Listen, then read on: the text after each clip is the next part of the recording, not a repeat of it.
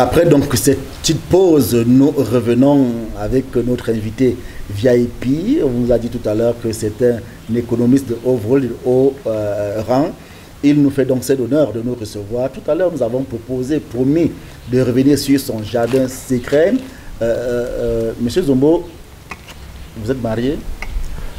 Marié, oui. Je suis marié, mais à régime polygamique, hein, parce que là, ma maman m'a dit, écoute, tu peux te... Je suis fils unique, il faut comprendre que je suis fils unique chez ma mère.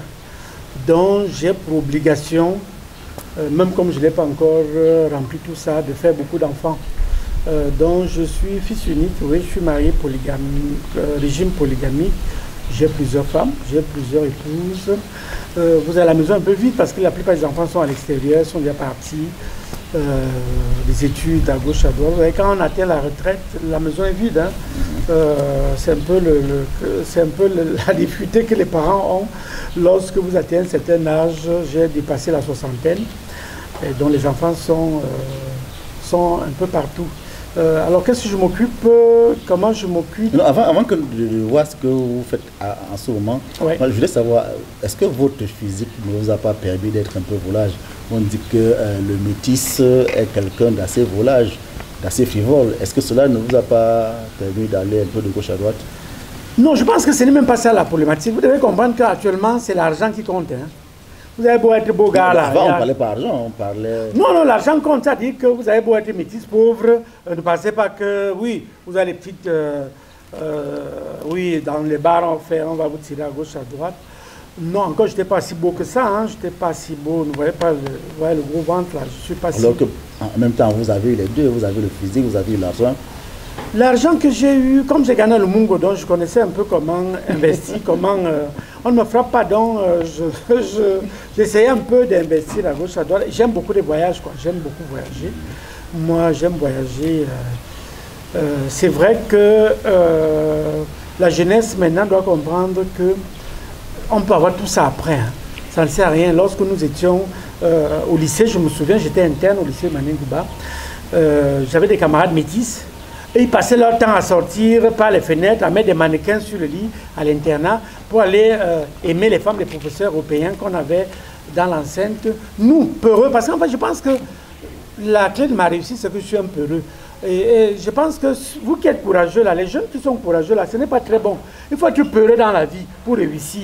Parce que quand tu as peur, non seulement du gendarme, tu as peur de scandale, tu as peur de tout, tu réussis. Quand tu veux jouer au sérieux, quand vous êtes trop sérieux, là, les jeunes de maintenant, vous êtes trop sérieux, vous voulez jouer, vraiment, ça vous rattrape seul. Hein? Ça vous rattrape seul. Donc, je pense que c'est ça qui a fait peut-être mon succès. C'est que j'étais très peureux.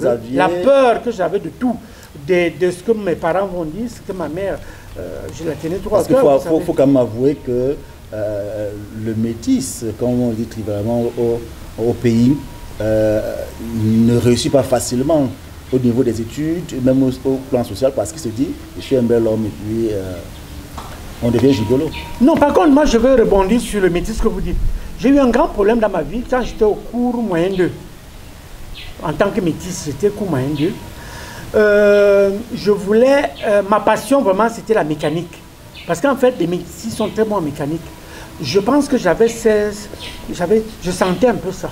Alors ce qui m'a dérouté, c'est que pendant qu'on est en salle de classe, on demande à un élève, un dernier de la classe, on lui demande qu'est-ce que vous allez devenir dans la classe? Il dit tel médecin, tel. Pendant on me demande, monsieur Zombo, à votre tour, quand il veut lever, il dit mécanicien. Ça m'a frustré. Comment on peut me demander mécanicien alors que j'étais au cours moyen, j'étais troisième de ma classe. J'étais tout petit, hein. Je ne sais pas quel âge j'avais, peut-être 12 ans, 11, 12 ans à notre époque, 12 ans au cours moyen. C'était trop tôt. C'était trop tôt, c'est pas maintenant où les enfants à 8 ans sont au cours moyen. Nous, on vous interdisait de faire, il y a certaines classes qu'on vous interdisait de faire quand on n'atteignait pas une classe. Alors, je dis que ça m'a dérouté parce que je me suis retrouvé dans un système qui n'est pas le mien. J'aurais vraiment été un très bon mécanicien. J'aurais gagné beaucoup d'argent. Mais le fait qu'on a stigmatisé que les métis sont soit des mécaniciens, soit des trucs, m'a fait changer un peu ce que je voulais montrer aux autres, que bon, je veux être plus que ce que tu dis, je veux être un peu plus grand. Mais je pense que ça m'a dérouté un peu, ça m'a rattrapé un peu, mais bon, En même temps qu'on vous a boosté un peu le moral, quand même comme pour dire qu'être mécanicien, ce n'est pas un sous-métier. C'est le meilleur métier, vous ne pouvez pas savoir. Vous savez combien de mécaniciens gagnent? Vous blaguez, hein? Moi, je suis étonné que je vois les jeunes maintenant aller dans les motos, faire le benskin parce qu'ils ont 2000, 3000 francs de revenus par jour. Vraiment, c'est une connerie. Mettons-nous dans les métiers comme la mécanique, comme la soudure. D'ici peu, c'est les Chinois qu'on va retrouver au Carrefour faire la soudure parce que tout le monde, tous les jeunes sont dans la moto. Ils font maintenant la moto parce que ça donne 2-3 000. J'avais des chevaux, j'avais 4 chevaux, ça me permettait d'avoir beaucoup d'argent. Mais pour la petite histoire, toujours quand j'étais en Europe, un de mes chevaux avait un problème, soit une voiture qui a cogné, et c'est mes cousins qui venaient, vraiment, ils souffrent. Il faut qu'on le tue, il faut qu'il va mourir. J'envoie l'argent pour qu'on enterre ce cheval, mais curieusement, je pensais qu'on l'a enterré. Et quand j'arrivais, on me disait, je vois une grand-maman qui me dit, vraiment merci beaucoup mon fils, vraiment tu nous as nourris pendant au moins 1 mois, je ne comprenais rien. Mais c'est après, j'ai demandé, mais nourri comment? On me dit que non, le cheval qui m'a dit, mais attends, il est mort, il avait une blessure, il y a un qui était même mort de suite de maladie. Mais j'ai paniqué, je me suis dit, s'il y avait une intoxication et que tout un village qui se partageait un cheval mort, est-ce que ça devait arriver? Donc, je pense que j'ai un problème de clôture. Je suis en train de faire, on a vu tout à l'heure la clôture que je suis en train d'arrêter pour revoir un peu. Un peu, c'est ma passion, les animaux, les cochons d'Inde. Et les constructions. Ben, je suis beaucoup plus aussi à Créby. Je fais un peu dans l'immobilier, dans les immatriculations. Je me débrouille quand je trouve quelque chose qui peut de passion. Je fais dans les champs. Comme quand on a dit, ce que je vois, je fais ce que je... Je ne vois pas, je ne fais pas. Je suis en train de faire un champ d'avocats, des hectares d'avocats. À Kribi? À Kribi, oui, comme j'ai beaucoup de terrain là-bas. Je suis en train de faire un champ d'avocats, des hectares d'avocats. Je m'amuse, quoi. Il faut faire quelque chose qu'on aime faire. La passion, quand on a la passion quelque part, je fais avec passion, donc c'est un peu ce que je fais. Est-ce qu'on peut dire que Jean Zombo est riche? Riche, oui, je suis riche dans ma tête, à l'intérieur, là. Je suis riche dans le papier. Vraiment, si tu regardes ce que j'ai, je suis riche. Riche aussi, si on regarde le patrimoine, hein, je peux dire que, pourquoi je peux dire que je suis, bon, riche, c'est trop dit, riche en quoi? En CFA, c'est quoi CFA? Quand je suis riche en CFA. Mais vous avez vu mon patrimoine. En fait, riche dans la tête, vous allez comprendre. Vous avez pris la route de l'autoroute, de l'entrée de l'autoroute, arrivé jusqu'ici. Ça fait 1 km, 1 km et demi. J'étais DG, j'ai créé cette route. Je l'ai créée en fonds propres. Je me suis rendu compte que j'avais des hectares. Mes parents laissaient, on avait des champs, tout ça là, ici, là. Vous n'avez pas vendu comme les autres? Voilà, c'était des plantations. Alors je me suis dit, mais comment on a des plantations? On ne peut même pas arriver dans ces plantations, on ne peut même pas vendre un bout. Alors j'ai pu avoir peut-être, c'était 3, 4, 5 millions de francs. Je sortais avec une Française dont son beau-fils d'Uzuruti avait des engins, des caterpillars. Il m'a donné un caterpillar que j'ai ouvert près de 2 km de route actuellement. 2 km de route. J'ai dit à mes oncles... Le est passé. C'est passé. J'ai dit à mes oncles, laissez, ne vendez pas. Mais curieusement, je vous jure, ils ont tout vendu. Dans tout ce village que vous voyez, je pense que je suis le seul autochtone qui suis resté peut-être dans 2 hectares, 2 hectares et demi. Vous allez voir, vous avez vu mon patrimoine, 2 hectares et demi. C'est vrai que si je vends même à 15 000, 20 000, la mercuriale maintenant est dans les 25 000, 30 000, je peux être riche. Mais je me dis, ce n'est pas une richesse en tant que tel, parce que c'est les parents qui m'ont légué ça. Les parcelles terrain que j'ai payées aux oncles à côté, d'accord, là je peux dire que c'est pour moi. Mais ce que les parents ont laissé, je trouve vraiment ça gauche et dangereux de replacer. Je pense que, j'espère que mes enfants qui me suivent ne vont pas se mettre aussi à vendre. Je n'ai pas vendu. Pas parce que j'avais tellement de moyens, mais parce que je me disais que dans le futur, c'est quelque chose qu'on t'a donné, pourquoi aller liquider? Mais, curieusement, tous mes oncles ont tout vendu. Je suis pratiquement, à l'exception d'un de mes cousins et de sa mère qui sont chefs de village. Vraiment, je suis le seul dans le village, je suis le seul étranger. Vous faites partie des exceptions. J'espère bien que les autres qui m'entendent, les jeunes qui m'entendent, qui sont dans les villages voisins, des voisins qui ont encore développé du terrain, vraiment, je les exhorte. L'argent est bien à tout moment. Vraiment, ne vendez pas pour vendre. On peut vendre un petit bout pour faire quelque chose, pour placer quelque chose, mais vraiment pas vendre pour vendre. Okay, donc je suis riche. Si on regarde ça, parce que si les impôts viennent et calculent en fonction de ça, je pense que j'aurai des problèmes au fisc pour payer. pour payer. Donc, je peux même pas dire que je suis riche. Je ne suis pas riche, mais dans la tête, des idées. Vraiment, je suis riche dans les idées. Et vous en avez à revendre et que la jeunesse aujourd'hui doit en profiter au maximum. C'est pour cela que cette émission qui est un success story, vous êtes parti de rien pour devenir ce que vous êtes devenu aujourd'hui. Nous vous disons, continuez à donner, à partager avec la jeunesse qui vous écoute, qui vous regarde et qui vous observe. Nous sommes à Minkomé, on sait quand même que vous avez eu à participer, à recruter une masse importante de la jeunesse dans votre microfinance. Oui, c'est vrai. C'est la microfinance que vous dirigez à l'époque. Oui, mais c'est normal. Hein, je pense que il faut faire ce que je pense est bien de faire. Il n'y a pas un plaisir de voir, je vois des familles qui viennent me remercier, qui sont contentes que j'ai pu j'ai pu trouver une opportunité à leur fils d'avoir un boulot. Je pense qu'il y a plus de 200. Hein. Pourtant, on regarde bien le nombre qu'on a pu mettre. Mais ce n'est pas rien que du village. Hein. C'est vrai qu'il y a plus de 50% qui viennent du village, mais toutes les religions, toutes les tribus confondues, je pense que j'ai œuvré quand même à trouver de l'emploi aux jeunes.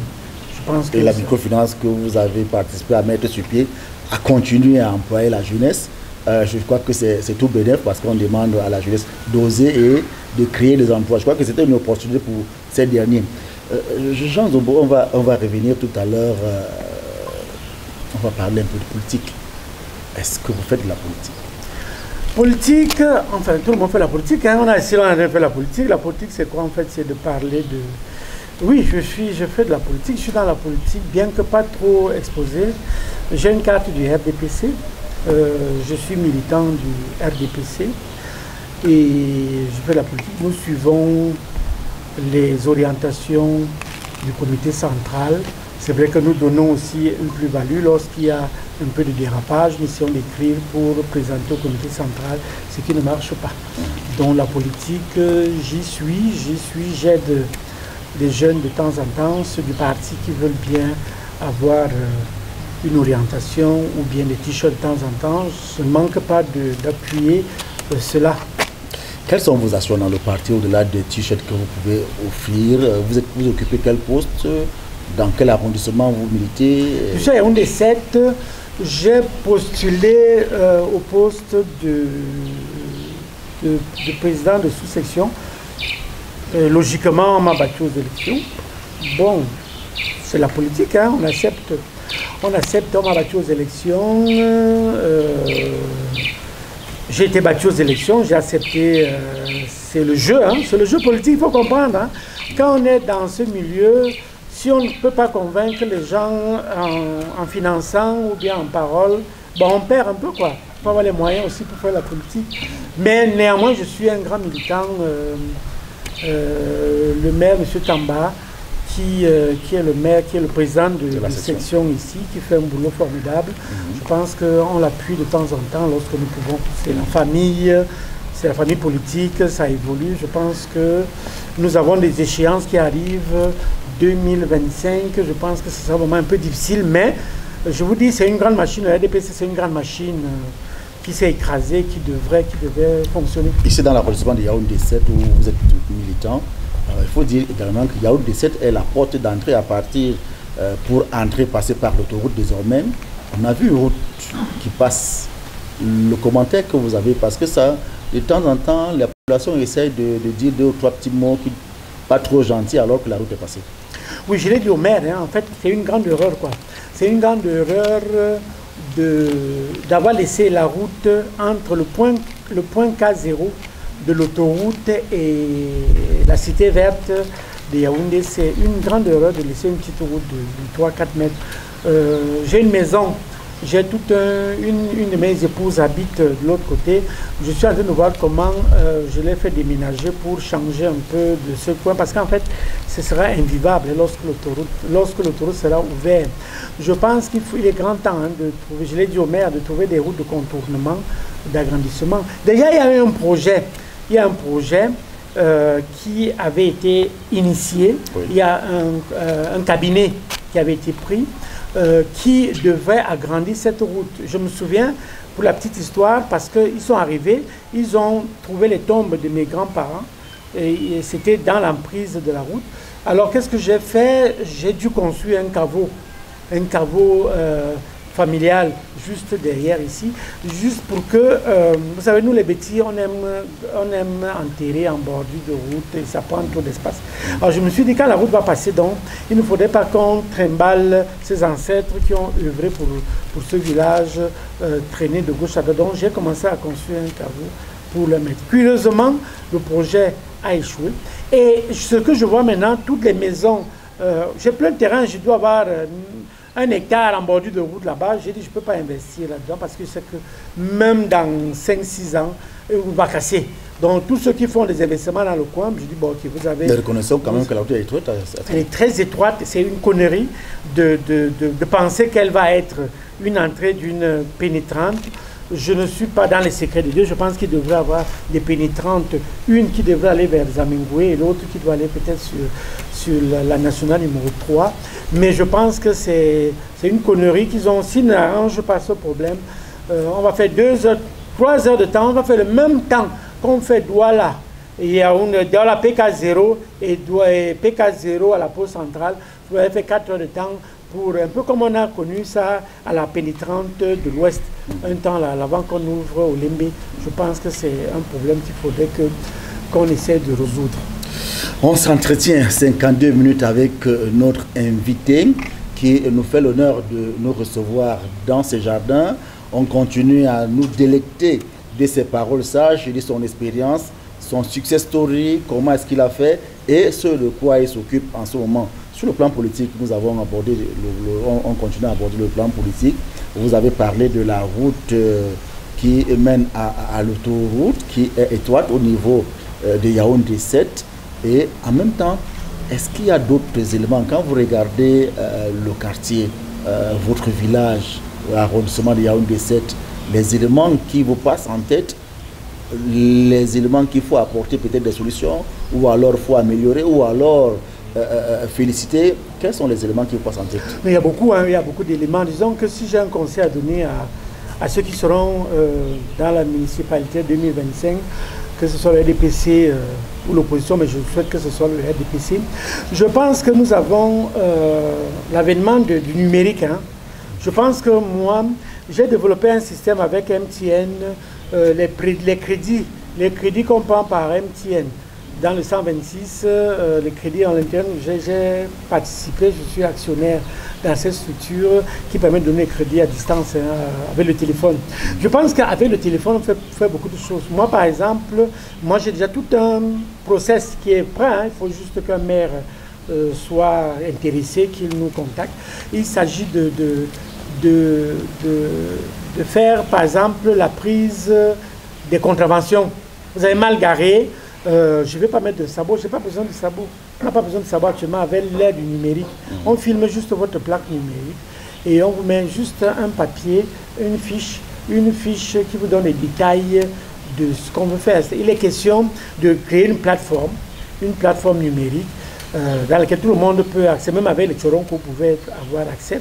Et votre numéro d'immatriculation vous dit si vous avez... Vous parlez de Tchoronko, il faut parler de téléphones qui des téléphones de bas de gamme, n'importe quel téléphone peut aller.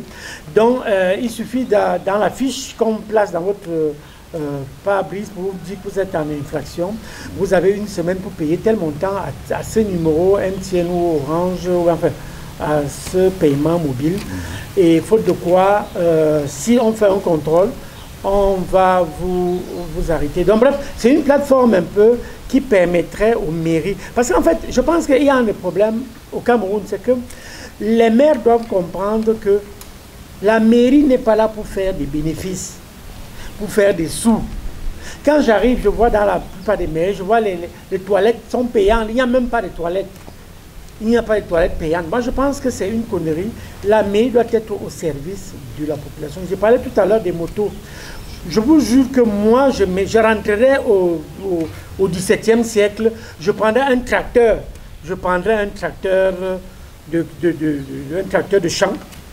Je mettrais 3-4 wagons à l'extérieur. Je prendrais le carrefour Mec à l'entrée de l'échangeur un peu, pas le métro, il n'entre pas en souterrain, un train ou bien un camion qui transporte la population, parce que vous voyez comment les gars souffrent par quelqu'un, mais de nous qui avons des véhicules, on ne voit pas ça. Mais quand un jour vous n'avez pas de véhicule, amusez-vous d'aller vous placer à Carrefour, mec, pour arriver à Mikwami, vous avez 2 heures de temps. Et il faut prendre les motos, alors que si la mairie peut mettre en place des systèmes de tracteurs, rien que simple, on tracte, on voit un peu les petits véhicules des brasseries du Cameroun qui font pour visiter leur camp. Ouais. Vous faites cela 5 ou 6, on va se moquer de vous, vous rentrez au Moyen-Âge, j'accepte, je prends ça pour enlever. Parce que si vous enlevez 100, 200, sur la route, il y a plein d'idées qui peuvent être nettes. Sur la même route, je mets, par exemple, moi si je suis dans la décision de la mairie, par exemple, tous les gars qui bloquent les motos et où, de 6 h du matin à 8 h, tous les grands carrefours, il n'y a pas de voitures au Cameroun. Hein. Quand vous allez en Europe, il n'y a plus de voitures qu'on a au Cameroun. C'est l'incivisme. C'est l'incivisme. Quand on ne connaît pas ce qu'on appelle le clouté, on ne connaît pas ce qu'on appelle le feu rouge au Cameroun. Donc si vous mettez des agents, vous croyez que le patriarche Timiévouna a réussi avec les sabots qu'il a mis à Yaoundé avant, à notre époque, tu garais, on venait garer derrière toi, tu attendais des heures pour que quelqu'un vienne. Mais comme il a mis le système des sabots, maintenant, moi je cherche pendant 2 heures de temps un parking. Parce que j'ai peur de la répression. C'est ça du Cameroun. Il faut la répression. Il faut la répression. Donc il faut l'éducation d'abord et après la répression. Donc même les routes que vous voyez là, il y a des routes, il faut fermer les trous, c'est vrai aussi, ça va de soi, qu'il y a plein d'embouteillages qui sont faits, c'est juste la terre. Je pense que les maires doivent... Moi, si j'ai un conseil à donner au maire, à mon frère maire, c'est de ce que je le trouve au Carrefour, quoi. Il y a des sommités à Douala qui ont monté le foie-pont, je ne sais pas comment il s'appelait. Le maire, il a montré des exemples en cassant sa propre barrière. C'est pas s'il voulait casser sa barrière, hein. Il voulait montrer que le maire lui-même peut casser. Il a juste évacué de 2 mètres et tout le monde, il a cassé sa barrière avant tout le monde. Et quand on a vu sa barrière cassée, qu'est-ce que les autres ont dit? Ah, si c'est le mec casse sa barrière, combien de fois nous? Alors c'est l'inverse actuellement. Maintenant, vous êtes une sommité, on vient détruire la route, non, il n'y a que vous, on vous laisse. Non, non, la population veut bien voir l'exemple. Donc moi je pense que la mairie doit comprendre que nous devrons être au service de la population. Les douches, vous avez eu une diarrhée mal au ventre ou bien en voie. Nous, on a un certain âge, avec la prostate et tout, on a besoin de pisser de temps en temps dans les embouteillages. On doit créer des toilettes publiques gratuites dans tous les 500 mètres. Parce que vous n'avez pas une pièce de 100 francs ou bien 50 francs pour payer. Je dis gratuit. Ce qui est embêtant, c'est que la plupart de tous nos dirigeants vont en Europe. Ils voient un peu comment ça se passe. Le maire est il est au service de la population. Et je vous dis une chose, le Camerounais est trop reconnaissant. Je vois un maire qui se met sur le terrain, qui se met à 6 h du matin, qui permet aux passagers, à la population à aller sans trop d'embouteillage. Il n'y a pas un système qui est mis en place. Il n'y a pas un système. Alors que nous sommes à l'ère du numérique. Le numérique doit être le leitmotiv de tous les mairies. Comment on doit penser? On doit penser comment créer la richesse. Vraiment, c'est dommage que je prenne de l'âge et que... on croit quand même que le message que vous êtes en train de lancer est arrivé à qui de droit. On s'imagine que tous les maires des villes du Cameroun ont très bien compris votre message. On veut voir les maires sur le terrain. Je veux voir un maire à 7 h du matin, quand il y a les embouteillages, qu'il est là. Quand on va voir, on aura peur. Ces agents communaux auront peur. La police municipale qui l'a créé, ils auront peur. Il n'est pas question d'anarquer les clients, non, des usagers. Il est question de respecter. Moi, je mets un système où je paye les petits réveils. Les petits réveils avec sonnerie. Lorsque tu traverses un feu rouge, là, dans ta bloc devant, on te met 15 minutes. Comme tu n'as pas voulu attendre 2 minutes pour qu'un feu soit vert. Ok, tu vas attendre 15 minutes là. Après 15 minutes, on te laisse partir. On ne te demande pas de pièces, on ne te demande rien. Je vous jure que la population sera fière de toi. Tu seras un très bon maire. Il y a des petites astuces que les maires doivent utiliser, mais dommage. Ils n'utilisent pas, ils sont camouflés dans leur bureau, on les voit même pas. Et en même temps, il y a cette demande, quand on regarde Yaoundé 7, pas vraiment des zones de loisirs. À l'époque, je crois qu'il y avait des stades de football qui existaient, ça n'existe pas, il y avait des piscines, au niveau de, je crois, à l'époque c'était la CIDEC qu'on appelle ces Camboita aujourd'hui, il y avait des piscines. Aujourd'hui, est-ce qu'il n'y a pas un projet qui peut entrer dans ce sens? C'est vraiment regrettable, c'est vraiment grave. Je suis en train de mettre en place à Kribi, je pense que je vais le dupliquer ici à Yaoundé, je peux peut-être là derrière, une piscine publique à vil prix, quoi. Une piscine publique à vil prix qui permettrait Regardez un peu ce monde qui est derrière moi. Mais c'est un site touristique. J'ai été contacté plusieurs fois par des financiers qui voulaient qu'on leur vende cela pour faire de la roche, pour vendre leur déjà ça ne peut pas être vendu, c'est très beau. De deux, il y a le lac de la retenue, vous voyez un peu le lac Mofou qui se trouve là, c'est la retenue. Si vous vibrez, si vous touchez ça, et que ce lac 4, c'est tout Colbisson, vous avez plus de 3000 morts, hein? Vous avez 3000 morts entre les bras. Donc ce monde, c'est un monde qu'on peut exploiter comme autrement. Autrement, il suffit d'aller à Polytech, de prendre les étudiants de Polytech et de demander un projet, comment faire une téléphérie, comment on appelle ça, de quoi prendre quelqu'un en bas pour le mettre en haut. Ça ne coûte pas grand-chose. Ce n'est pas un projet qui va coûter même 5, 10, 15 millions de francs. Pour la mairie, je pense que c'est faisable. Donc je pense qu'il y a plein d'idées. Hein. Le tourisme est nice, est vraiment nul au Cameroun. Je pense que c'est un des volets qu'on devrait regarder. Je vous donne un exemple. Quand si je vais en Asie, le visa pour aller en Asie, c'est peut-être 35 €. Mais alors pour venir ici au Cameroun, on vous demande 300, 400 € pour payer un visa. Vous voyez, je me demande, est-ce qu'il n'y a pas un service de tourisme, mais des gens qui réfléchissent. Je descends avec mon bâton de manioc du Cameroun, je vais emmener à mes enfants qui sont au Canada, qui sont un peu partout, je veux leur donner mon bâton de manioc. À l'aéroport, vous me demandez de payer des taxes pour sortir le bâton de manioc, alors qu'on veut bien vendre le bâton de manioc. Je veux bien que ce soit vendu. Vraiment, je pense qu'il y a des inégalités. Il y a vraiment des... Monsieur Jean-Zombo, on a beaucoup à se dire. On croit que 52 minutes ne suffisent pas pour nous délecter de votre connaissance et de vos projets que vous avez. S'il faut maintenant aller en guise de conclusion, vous savez, 52 minutes, c'est passé très vite. Hein. Ah oui. Conclusion que je veux dire, je m'adresse juste à la jeunesse camerounaise. C'est vrai que j'ai commencé les cochons d'Inde. Le but dans la tête, c'était de présenter aux jeunes que dans des villages éloignés, je l'ai vu au Maroc, le gouvernement donnait des vaches à des jeunes qui atteignaient un certain âge, qui étaient dans les villages, pour leur permettre, un, de cultiver, de prendre du lait. Et ce lait, une moitié était utilisée par la famille et l'autre moitié était vendue dans une coopérative du coin. Ça donnait un peu d'argent à ces jeunes qui permettaient que l'exode rural ne soit pas. Donc quand j'ai commencé les cochons d'Inde, c'était un peu pour voir quelle est la rentabilité qu'un jeune peut rester au village pour faire. Mais je pense que c'est un peu difficile. Parce que quand je vois le nombre de naissances, je vois ce qu'il faut dépenser pour cela. Je pense que je comprends un peu la jeunesse actuellement. Vraiment, c'est très difficile. Nous, à notre époque, il n'y avait pas de concours, c'était difficile. Combien de fois maintenant où vous avez des gars qui ont des doctorats, qui font la moto? Je pense qu'il faut repenser un peu. Il faut se reformer. Il faut se reformer dans des métiers à valeur ajoutée. Il faut se reformer là-dedans. Il faut avoir foi à l'avenir, il faut avoir foi à la jeunesse, ne pas entrer dans ce désordre. La consommation des stupéfiants. Stupéfiants, ça détruit l'homme, hein, ça détruit l'homme. Il faut se protéger, nous on a commencé comme ça, on a atteint ce qu'on est parce que nous avons eu foi au Seigneur, nous avons eu foi à la République et on a eu peur. Je vous ai dit que si vous ne mettez pas la peur dans tout ce que vous faites, vous n'allez pas réussir. Donc pour moi, c'était un plaisir de vous recevoir, un bon retraité qui vous reçoit dans son village.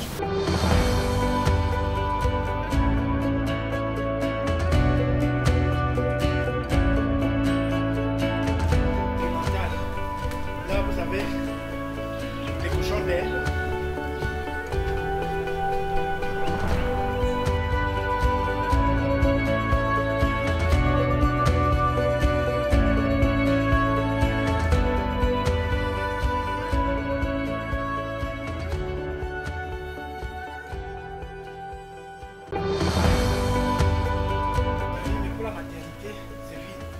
Là, je suis en train d'attaquer les lapins.